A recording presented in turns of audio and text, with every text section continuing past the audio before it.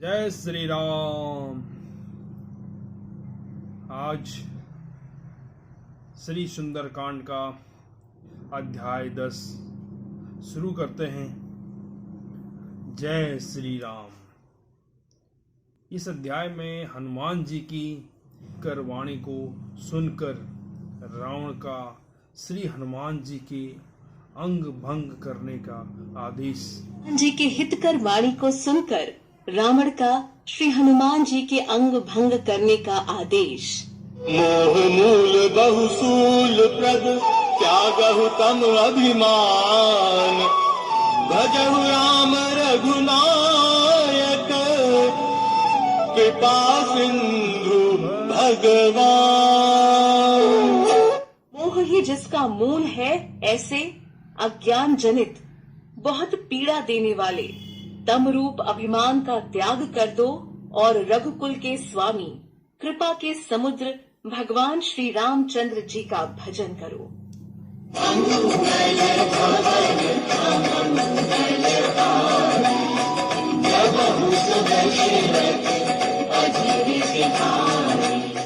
जगति कही कपियति हितवाणी, भक्ति विवेक विरति नयसानी। बोला बिहसी महाभिमानी, मिला हमहि कपि गुरुबर ज्ञानी। यद्यपि हनुमान जी ने भक्ति, ज्ञान, वैराग्य और नीति से सनी हुई बहुत ही हित की वाणी कही, तो भी वह महान अभिमानी रावण बहुत हंसकर व्यंग से बोला कि हमें यह बंदर बड़ा ज्ञानी गुरु मिला। मृत्यु निकट आई खल तोहि, लागे सिय अधम सिधावन मोहि।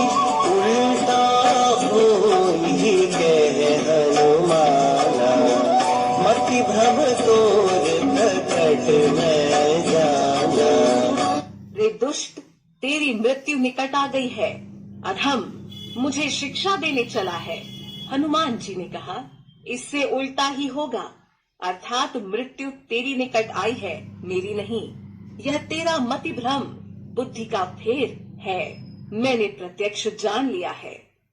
कभी बचन बहुत खिसियाना, बेगिला करो मोह करताना।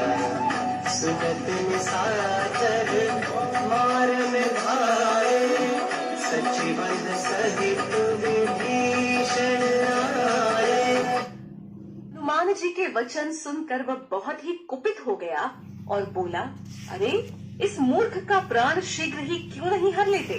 सुनते ही राक्षस उन्हें मारने दौड़े। उसी समय मंत्रियों के साथ विभीषण जी वहां पहुंचे। शीस कही विनय बहुता, नीति विरोध न मारिय दूता। औन दंड कछु करिय गोसाई, सब ही कहा मंत्र फल भाई। उन्होंने सिर नवाकर और बहुत विनय करके रावण से कहा कि दूत को मारना नहीं चाहिए, यह नीति के विरुद्ध है। हे गोसाई, कोई दूसरा दंड दिया जाए। सबने कहा, भाई यह सलाह उत्तम है। सुनत बिहसी बोला रस कंधर, अंग भंग करी पठय बंदर। यह सुनते ही रावण हंसकर बोला, अच्छा तो बंदर को अंग भंग करके भेज, लौटा दिया जाए।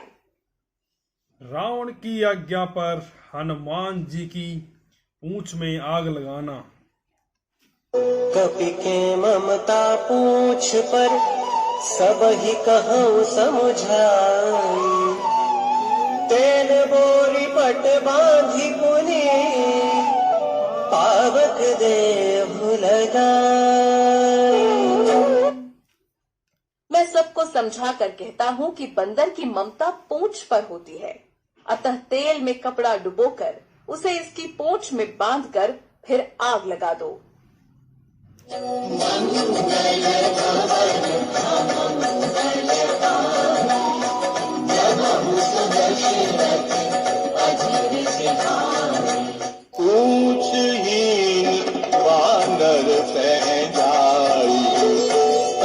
सच निज नाथ ले आई, जिनके कीनी बहुत बड़ाई, देखूं मैं तिनके प्रभुताई। जब बिना पूछ का यह बंदर वहां अपने स्वामी के पास जाएगा, तब यह मूर्ख अपने मालिक को साथ ले आएगा, जिनकी इसने बहुत बड़ाई की है। मैं जरा उनकी प्रभुता सामर्थ्य तो देखूं। बचन सुनत कपि मन मुस्काना, वही सहाय सारद में जाना, जातु गान सुनी रावण बचना, लागे रचे मूढ़ सोई रचना। यह वचन सुनते ही हनुमान जी मन में मुस्कुराए और मन ही मन बोले कि मैं जान गया, सरस्वती जी इसे ऐसी बुद्धि देने में सहायक हुई हैं। रावण के वचन सुनकर मूर्ख राक्षस वहीं पूंछ में आग लगाने की तैयारी करने लगे।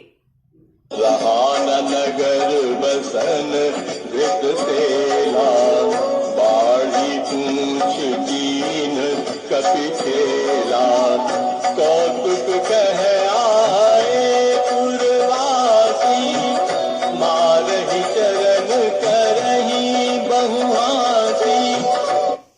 पूंछ के लपेटने में इतना कपड़ा और घी तेल लगा कि नगर में कपड़ा, घी और तेल नहीं रह गया। हनुमान जी ने ऐसा खेल किया कि वह पूंछ बढ़ गई, लंबी हो गई।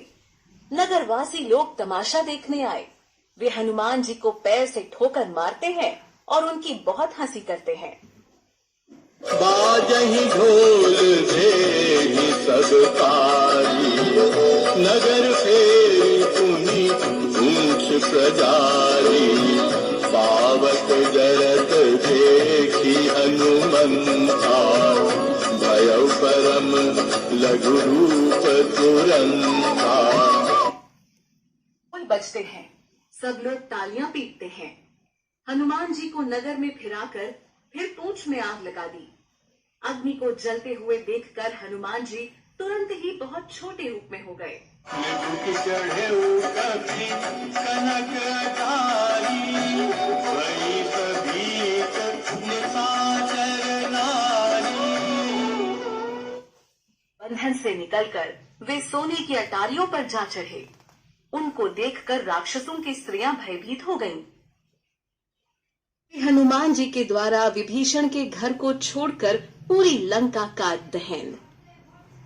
हरि प्रेरित तेहि अवसर, चले मरुत 49, अट्टहास करि गर्जा, कपि बढ़ लाग आकाश। उस समय भगवान की प्रेरणा से 49 पवन चलने लगे। हनुमान जी अट्टहास करके गरजे और बढ़कर आकाश से जा लगे।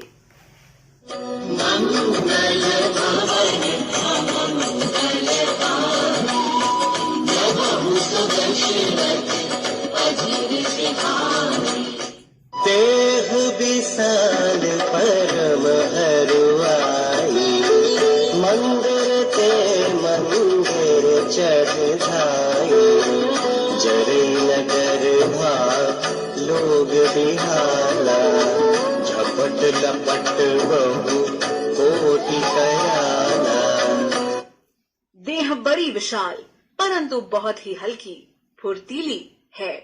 वे दौड़कर एक महल से दूसरे महल पर चढ़ जाते हैं।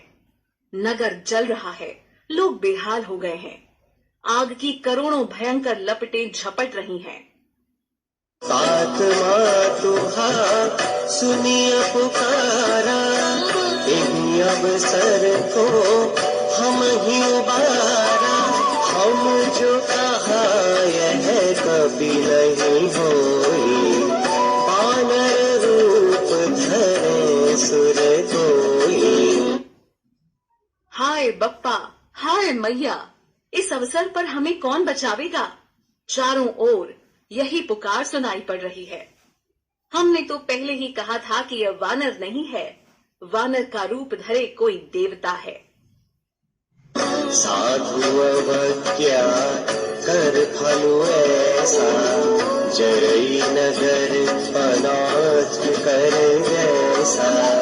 जारा नगर निमिष एक माही, एक विभीषण कर गृह नाही। साधु के अपमान का यह फल है कि नगर अनाथ के नगर की तरह जल रहा है। हनुमान जी ने ही क्षण में सारा नगर जला डाला, एक विभीषण का घर नहीं जलाया। आकर दूत अनल के सिरजा, जरा न सोते ही कारण गिरजा। उलटी पलटी लंका सब जारी, कूद परा पुनि सिंधु मजारी। शिव जी कहते हैं, हे पार्वती, जिन्होंने अग्नि को बनाया, हनुमान जी उन्हीं के दूत हैं। इसी कारण वे अग्नि से नहीं जले। हनुमान जी ने उलट पलट कर एक ओर से दूसरी ओर तक सारी लंका जला दी। फिर वे समुद्र में कूद पड़े। श्री हनुमान जी का वाटिका वापस आना तथा माता सीता के द्वारा हनुमान जी को चिन्ह स्वरूप चूड़ामणि देना। पूछ बुझाई खोई श्रम, धरि लघु रूप बहोरी। जनक सुता के आगे, ठाड़ भयउ कर जोरी।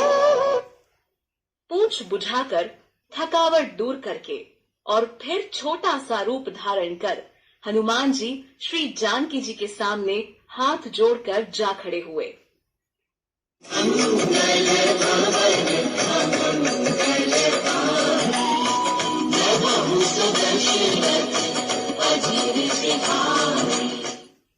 मातु मोहि दीजे कछु दीना, जैसे रघुनायक मोहि दीना। चूड़ामणि उतारि तब दयऊ, हर्ष समेत पवन सुत लयऊ। हनुमान जी ने कहा, हे माता, मुझे कोई चिन्ह पहचान दीजिए। जैसे श्री रघुनाथ जी ने मुझे दिया था, तब सीता जी ने चूड़ामणि उतार कर दी। हनुमान जी ने उसको हर्षपूर्वक ले लिया। कहे तात मोर प्रणामा, सब प्रकार प्रभु पूरन कामा। दीन दयालु बिरधु संभारी, हरहु नाथ मम संकट भारी। जानकी जी ने कहा, हे तात, मेरा प्रणाम निवेदन करना और इस प्रकार कहना, हे प्रभु, यद्यपि आप सब प्रकार से पूर्व काम हैं, आपको किसी प्रकार की कामना नहीं है, तथापि दीनों दुखियों पर दया करना आपका विरध है और मैं दीन हूँ। अतः उस विरध को याद करके हे नाथ, मेरे भारी संकट को दूर कीजिए। तात सख्य सुत कथा सुनायु, मान प्रताप प्रभु ही समझायु। मास दिवस महु नाथ नावा, तो पुनि मोहि जियत नहीं पावा। हे तात, इंद्रपुत्र जयंत की कथा घटना सुनाना और प्रभु को उनके बाण का प्रताप समझाना, स्मरण कराना। यदि महीने भर में नाथ न आए तो फिर मुझे जीती न पाएंगे। कहु कपि के ही विधि राखो प्राणा, तुमहु तात कहत अत जाना। कोई देखि शीतल भई छाती, सुनि मो कहूँ सोई दिन सो राती। हे हनुमान, कहो मैं किस प्रकार प्राण रखूं? हे तात, तुम भी अब जाने को कह रहे हो। तुमको देखकर छाती ठंडी हुई थी। फिर मुझे वही दिन और वही रात